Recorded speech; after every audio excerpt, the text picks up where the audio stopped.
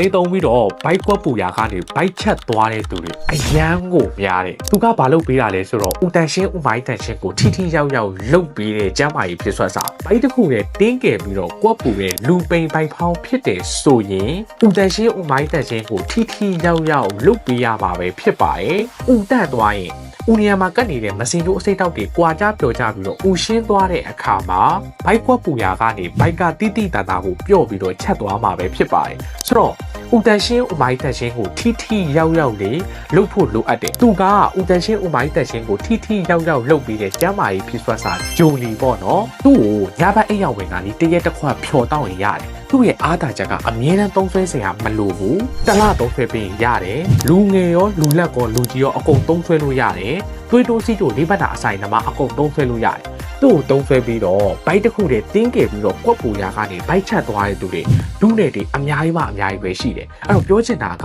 မိတ်ဆွေကဘိုက်ကွက်ပူတဲ့သူဘိုက်တစ်ခုတည်းတင်းကယ်ပြီးတော့ကွက်ပူနေတယ်ဆိုရင်သူ့ကိုတလားစာလောက်သုံးဆွဲဖို့ပြောချင်တယ်သူ့ကိုမသုံးဆွဲချင်ဘူးဆိုရင်လည်းရတယ်တဘာဝနေနှန်းတွေကိုစားအောက်ကဝေုံမှာပြောပြထားတယ်ဥပမာကမွန်းချီရက်ကိုအရေးကြိုတောက်တာချက်စားတာမျိုးပေါ့နော်ဆိုတော့ဦးတန်ရှင်းဦးမိုင်းတန်ရှင်းကိုထိထိရောက်ရောက်လုပ်ဖို့လိုအပ်တယ်ဆိုတဲ့သူများဒါလေးကိုတလားစာသုံးဆွဲဖို့ပြောချင်ပါတယ်ခင်ဗျာမီးချင်တဲ့အကြောင်းဝိုင်းရှင်းဆိုရင်ကွန်မန့်မှတ်ပြီးတော့မေးလို့ရတယ်